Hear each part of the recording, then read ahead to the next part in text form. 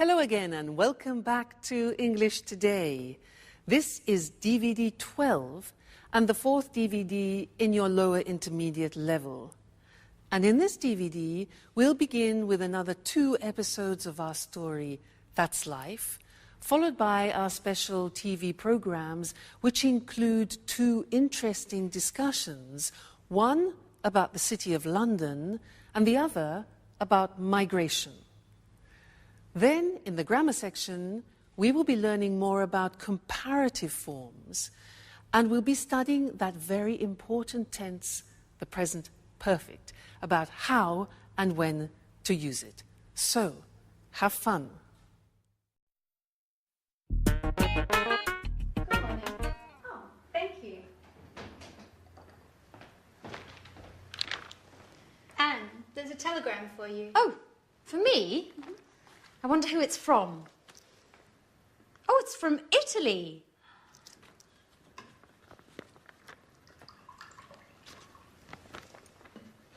Come on, Anne. Tell me who it is from. You know I'm dying of curiosity. It's from my sister, Kimberly. She says she's coming to visit me. And, well, she's arriving on Thursday. Today's Thursday. Oh, my God. It is. What? Oh, what? Now I have to tidy up and do the shopping, and the house needs a good cleaning as well. Oh. Slow down and calm down, Anne. We've got time. So, who is older, you or your sister? I am. And are you similar or different? Well, we're quite different. She's shorter than I am, and she's got blue eyes. Hey, what are you talking about? About Anne's sister, Kimberly. She's arriving this afternoon. Great, I can't wait to meet her. Is she as cute as you, Anne? Well, stop being silly, Jack. You're the biggest joker I know. I have to get going now. Remember, don't leave the house in a mess. Is that all she thinks about when someone is coming? Cleaning, vacuuming, tidying up and dusting? Do you think Kimberly is worse than Anne? If so, we're going to have a lot of work to do. That's right. 2 sisters means twice the work.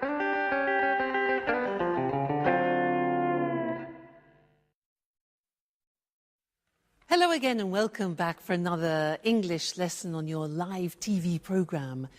Now, in that episode which you just saw, we learned that Anne has a sister called Kimberly, and that Anne is older than Kimberly, and Kimberly is shorter than Anne.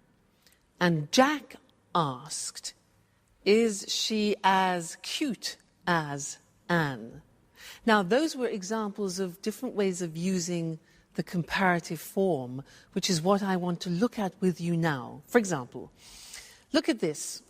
This is one book, this is another. They're not the same. So we say, this book is bigger than this. This book is smaller than this book. Okay, they're not the same. 2 more examples. We have 2 pens. This costs €20. This costs €7. So when we compare them, we can say this pen is more expensive than this pen, and this pen is less expensive than this pen, or this pen is cheaper. Remember adjectives with 1 syllable, cheaper than, but less expensive because it has a 3-syllable adjective. Now, the next thing is what happens when objects are the same. For example, look at this. Mr. Elephant. And look at this. Another Mr. Elephant. 2 elephants. These are exactly the same. So, when we compare them, we say this elephant is as big as this elephant. So we say as plus the adjective, and then as again, as big as. This elephant is as heavy as this elephant. So when two things are being compared and they're the same, we use as. So we'll look at the screen now and we'll see that in the written form. Okay, so we said at the beginning, when something is bigger, larger, we say more than. So London, for example, is more expensive than Paris. And when two things are the same size, like our elephants, we use as. So London is as expensive as New York. So these are comparatives of equality. And then the other example was when one thing is smaller than the other. So Paris is less than London, less expensive than. Paris is less expensive than London. All right? So 3 different ways of using the comparatives. And you'll find that very useful when you're having conversations with your friends. So remember, when they're the same, he is as big as he. The 2 elephants. Great. So enjoy your learning, and I'll see you again very soon. Bye.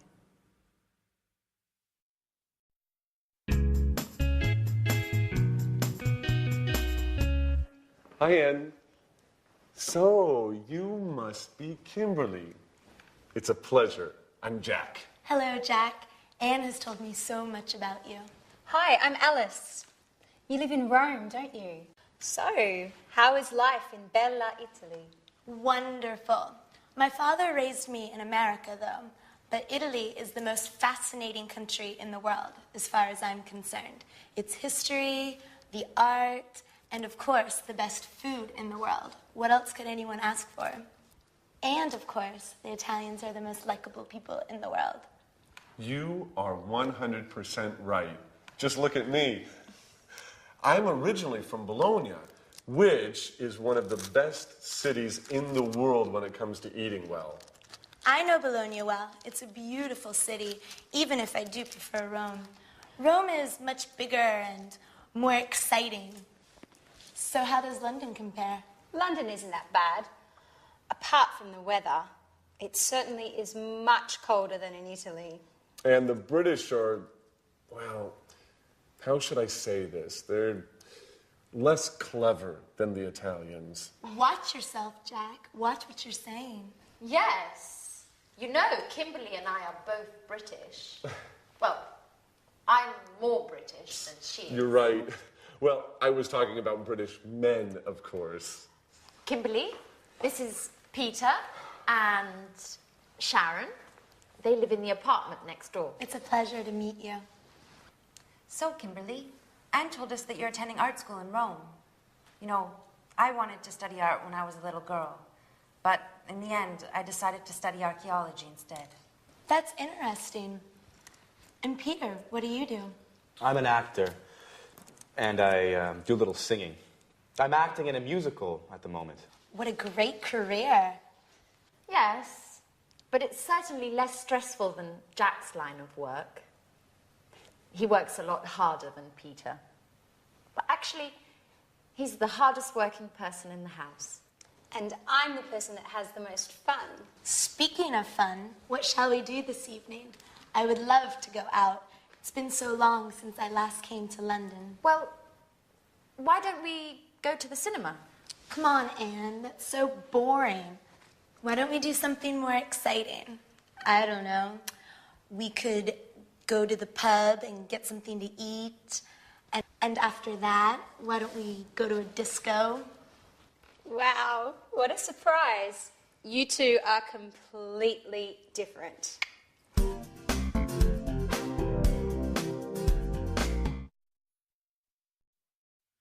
Hello again and welcome back. Did you hear what Jack said?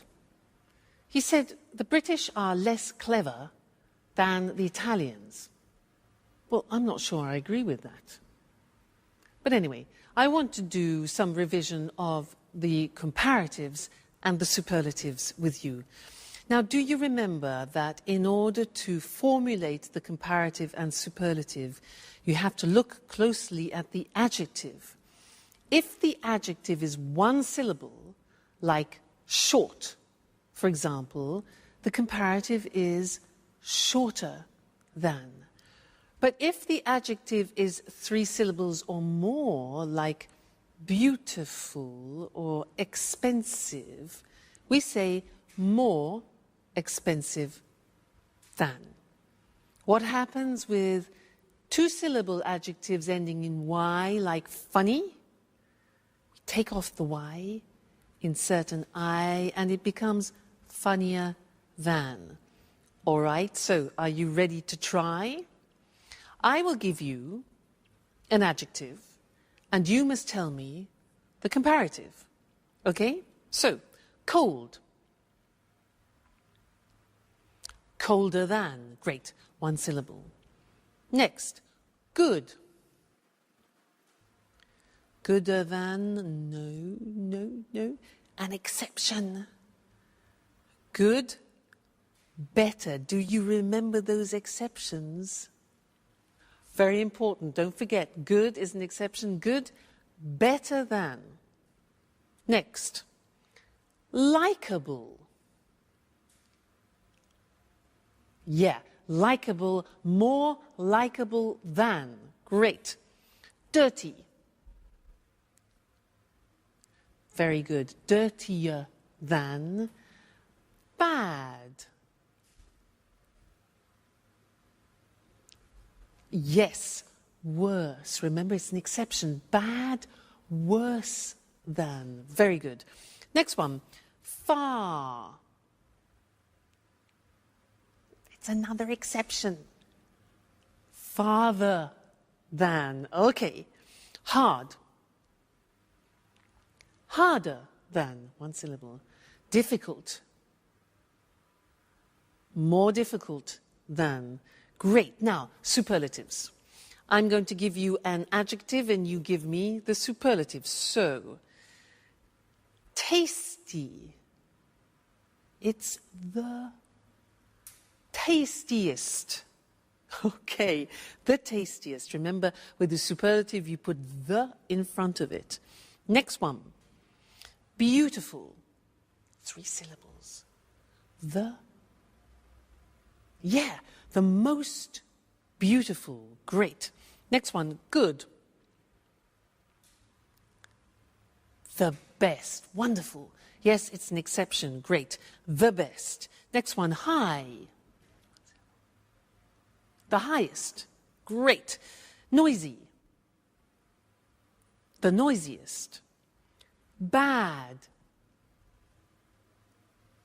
The worst. Very, very good. And one more, large. The largest. Fantastic. You see, it's just practice. The more you practice, the more you remember, the easier it is. Great. Well, congratulations. And I'll see you again for some more grammar in the next lesson. Bye.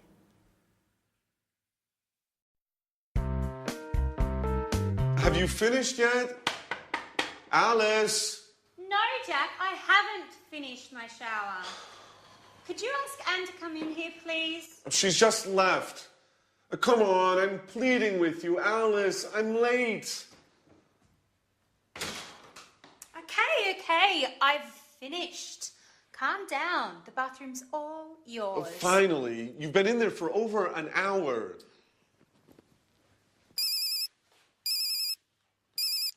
Yes? Yes, this is Jack. No, I haven't seen John since yesterday. Why? Oh, the report. Yes. No, I haven't finished it yet.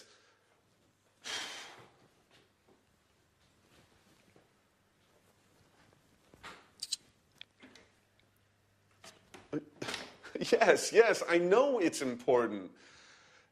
Anyway, I've already started writing it. Yes, I'll send it to you as soon as it's finished. Excuse me? Listen, I'll call you later. Okay.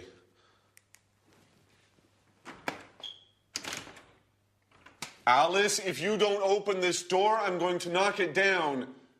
Actually, it's Kimberly. I've just come in. Is everything okay, Jack? Yes. No. I've been waiting to use the bathroom for over an hour. I must get to the office. Okay, Jack. It's all yours. I'll use the bathroom later. Thanks, Kimberly. That's very kind of you. Sorry.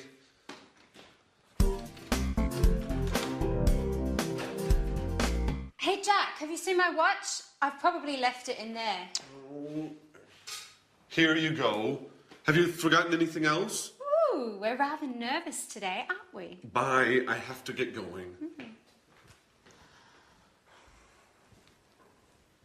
Hey, Jack, wait! Oh, Jack, your mobile! Oh, he's already gone.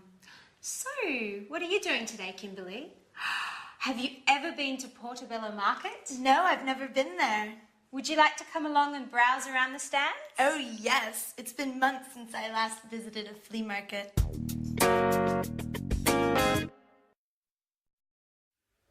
Well, Jack is becoming more and more Italian, don't you think? Now, in that last episode, our friends were using a new tense which we haven't yet studied together, and I want to look at now. Let me give you some examples of what they said. Alice said, I haven't finished my shower. Jack said, she's just left. He also said, you've been in there for more than an hour. Alice asked, have you seen my watch? And then Alice also asked Kimberly, have you ever been to Portobello Market?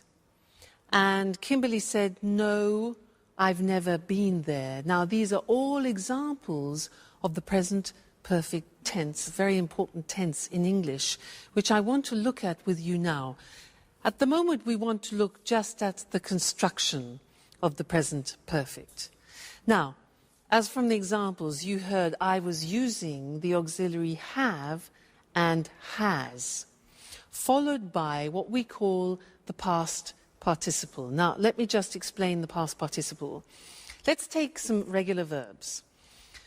Live, the past tense of live is lived, and the past participle is also lived. So in the verb paradigm, it's live, lived, lived. And that's the same for all regular verbs, so that's easy. Watch, watched, watched. Start, started, started. So the third column is our past participle. Now things change in the irregular verbs. Let's look at an example. Go. The past tense of go is went, and the past participle is gone. Go, went, gone. You see it changes. Another example, begin, past tense began, and then begun, the past participle.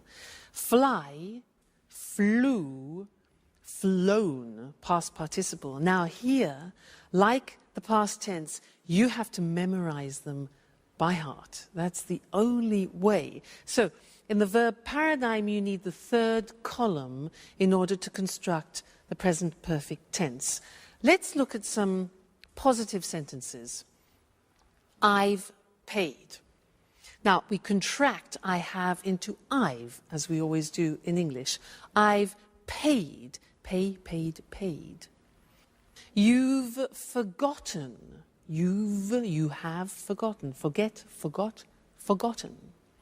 She's left. She has left. Be careful, because you see the abbreviation is she's. It's not the verb is, it's has. She's left. Leave, left, left. Okay? He's arrived. It's finished. Contraction always. We've won. Win, won, won. You've understood. Understand, understood, understood. And they've changed. Negative form is easy. The auxiliary goes into the negative haven't or hasn't. Look at the examples. I haven't found it.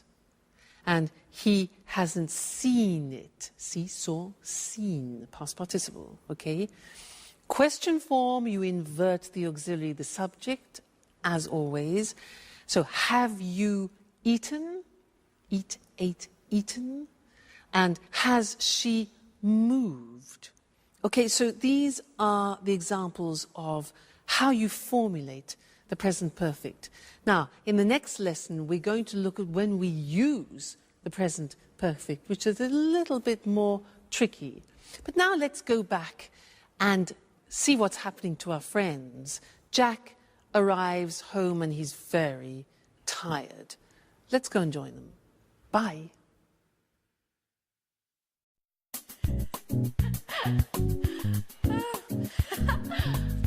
Oh, hi, Jack. Oh, what's the matter? Well, you look awful.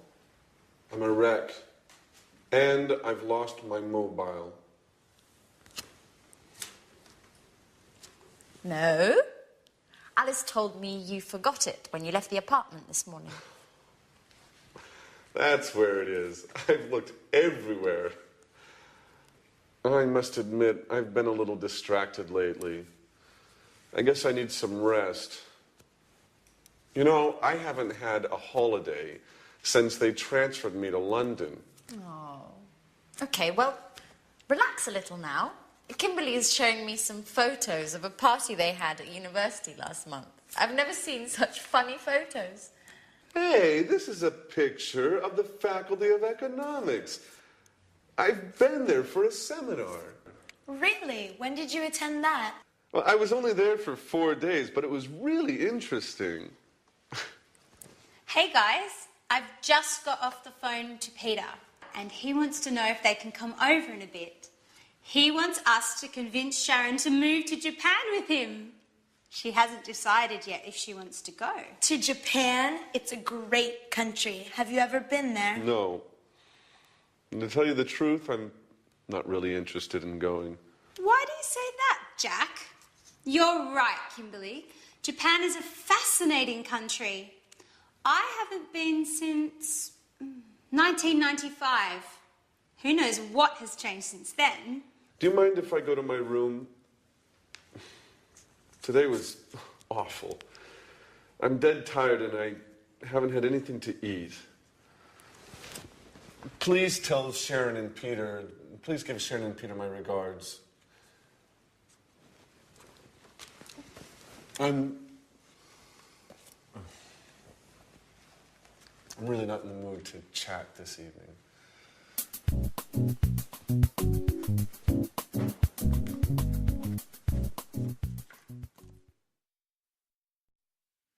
Jack, I haven't had anything to eat yet. That's just an excuse. But it's interesting for us because he used the present perfect with yet. I haven't had anything to eat yet. And in this lesson, I want to help you understand when we use the present perfect. Okay? Now, remember when we studied the past tense, I gave you an acronym, this, oil, way, on, in, last, when, ago, yesterday, because we use the simple past with definite time in the past. Well, I have another acronym for you to help you with the present perfect. And here it is. Genie. Now, these represent time words which are indefinite. They describe indefinite time. So can you guess what they are? J. J is just. I have just seen him means like 2 seconds ago, just now, recently. Just. This one here. England. Used in questions, it's ever. Okay, so have you ever been to England? Ever means sometime in your life. All right, so ever. Next one, A. I've already seen it. Already means something that you have done. It's something that is finished in the past. I've already seen it. Okay? This one here is the opposite of this. Ever. never. Good. I have never been to England. Just, ever, already, never, and this one, that's what Jack said. I haven't eaten yet. Yet means an action which hasn't been completed. So yet. I want to look at these on the screen with you now and see where we put them in the sentence, because that's important. Just, ever, already, never, yet. There they are. You see them written. Just, ever, already, never, yet. So, they are indefinite time words. Look at them in the sentence. I've just come. Do you notice where it is? It's before the past participle.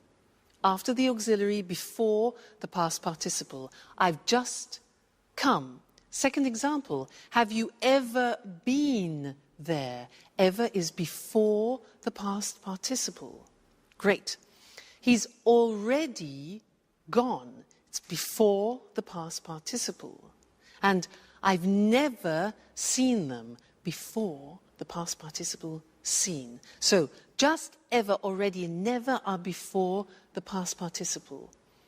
Look at the last one. I haven't finished yet. Notice that yet is the exception and it comes after the past participle. So you need to remember that. Yet is the exception. All right, so try and learn this. Just, ever, already, never, yet. When you're in the bath, just repeat it. Just, ever, already, never, yet. Present perfect. All right, it will really help you when you're in conversation. And don't worry, we haven't finished with the present perfect. We will be saying other things about it in the future. So, happy memorizing. And I'll see you again soon. Bye. Hello, and welcome to this week's edition of Let's Talk, the discussion program with our commentators, Tom and Marie.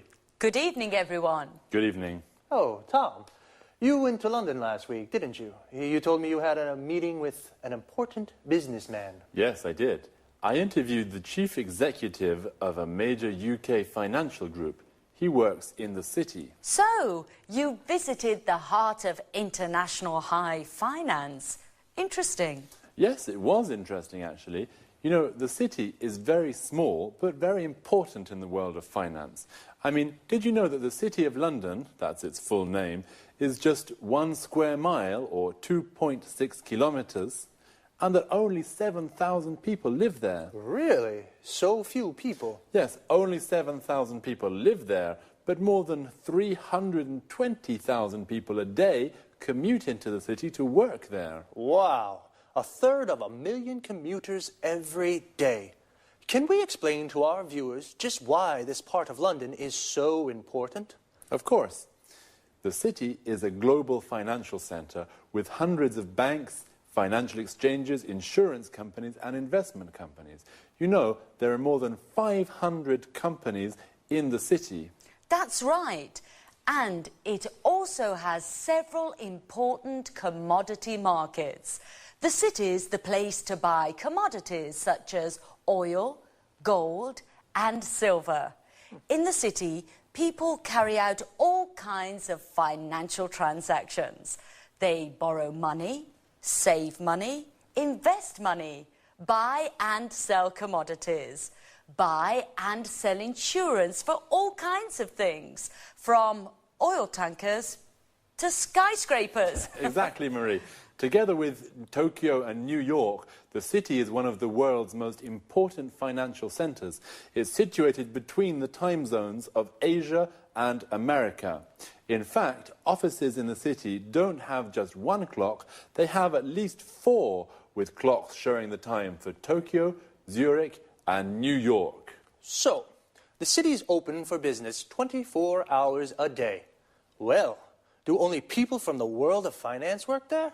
Oh, no. Lots of other highly skilled people work there. For example, many lawyers, accountants and computer experts work there. They help the banks and insurance companies to work smoothly. It's worth remembering, too, that the city is a beautiful place to visit. It can be ultra-modern and medieval at the same time.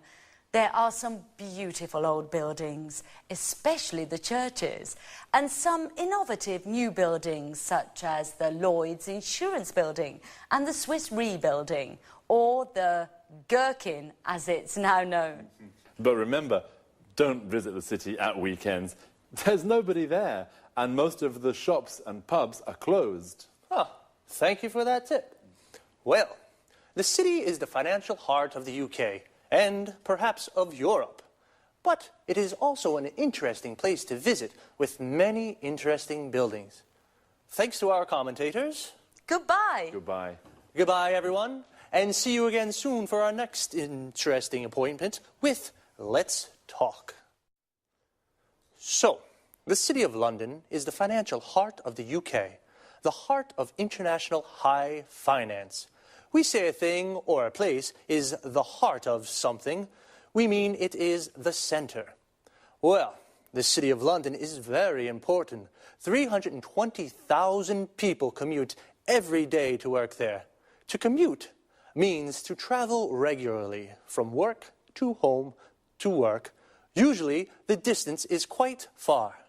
A person who does this is called a commuter.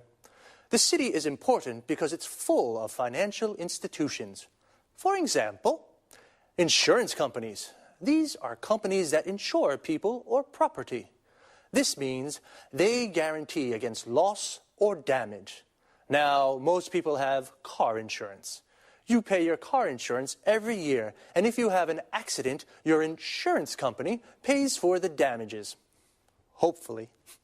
Going back to the city, there are investment companies, companies that buy shares of other companies to make a profit. And there are several commodity markets. Several is more than two, but not many. A commodity is a product that you can buy and sell in large quantities. Coffee, oil, gold are all commodities. The place where you buy and sell commodities is called a commodity market. And of course, there are lots of banks in the city. A bank is an institution that carries out financial transactions. To carry out means to do. Financial transactions are the things you do with money. Some examples are, you can borrow money. To borrow means to take and then to give back later. You can save money.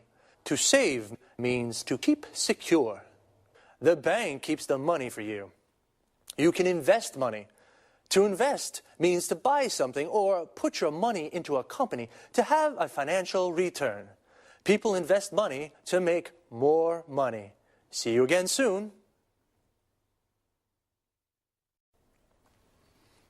Good evening to all viewers, and welcome to this week's edition of Let's Talk, our discussion program with our expert commentators, Tom and Marie. Good evening, Eric. Good evening. Well, according to the data from the latest European conference on migration, the number of migrants arriving in Europe has increased enormously over the last 5 years. EU politicians are divided on this issue. Some of them believe that migration is a bad thing and causes lots of problems. On the other hand, other politicians maintain that migrants contribute to the developing of the economy. Could I ask what you think about these issues? Well, in my opinion, migrants don't help our economy. On the contrary, they take jobs from local people and push down pay rates for both unskilled and skilled workers. In fact, migrants are often paid less than the legal minimum wage. I'm afraid I don't agree with you, Marie. Many employers use immigration to plug labour shortages. For example, in agriculture. Farmers employ thousands of Eastern European workers to pick their crops, as they can't find local workers to do the work. Oh, that's true. In addition, there are low birth rates in most European countries, particularly in Spain and Italy. The economies of these countries need more workers, especially for difficult jobs that local people don't want to do. Exactly, and it's important to remember that migrant workers contribute to the economy because they pay taxes. Well, this only happens if migrant works legally. Unfortunately, many migrants come into Europe illegally. You're right, Eric. They come in illegally and they often form an underclass that doesn't have access to healthcare and education. That's why they sometimes get involved in criminal activities. I think some immigration is okay, especially if the immigrants are asylum seekers or refugees who can't return to their home countries. Apart from this, I think European governments should put a stop to immigration. How do you suggest they do this? Well, the EU should do more to help develop the economies of North and West Africa. This would help economic migrants, migrants who come to Europe to work, to stay at home, find a job and develop their local economies. Come on, Marie. Today the world is a global village. People have always moved around the world. Don't forget, for example, the millions of Europeans who migrated to North America at the beginning of the last century. They experienced the same problems that the Africans are experiencing today. That's right, Tom. Migration is as old as the human race. People have always moved to where it is possible to make a living. Maybe we should get used to the ideas that our society is becoming more and more multiracial. Okay, this discussion has been very interesting, but unfortunately it is time to say goodbye to Tom and Marie. Goodbye, Eric. Goodbye. Goodbye. Goodbye, and see you again soon for our next installment of Let's Talk. First of all, let's look at the difference between migration and immigration. Migration is the movement of people from one country to another. A migrant is a traveler who moves from one country to another. There are two kinds of migrants: economic migrants, who come from poor countries and look for work in Europe, and asylum seekers and refugees, people who must leave their home country because their lives are in danger there. Immigration is the migration of people into a country to live there. So, an immigrant is a person who goes to a foreign country to live there. Data shows that the number of migrants coming to Europe is increasing. Data is another word for information, usually numbers. Well, there are divided opinions in the EU. The EU stands for the European Union. Some EU politicians think it's a good thing because migrants contribute to the development of European economies. This means they help the economy to grow. How do they contribute? They pay taxes. Tax is the money we pay from our salaries to the government. And employers, these are the people who give jobs to other people, use migrants to plug labor shortages. This means they give jobs to the migrants because there are no local people to do the work. Other EU politicians think immigration is a bad thing because migrants push down pay rates. This means they reduce the amount of money that people are paid. How do they push down pay rates? They are often paid less than the legal minimum wage. This is the lowest legal salary a person can receive. Some migrants work illegally. Illegally means against the law. Migrants who pay taxes work legally. Legally means following the law. I'm afraid I have to say goodbye now. I'll see you next time for another discussion on Let's Talk.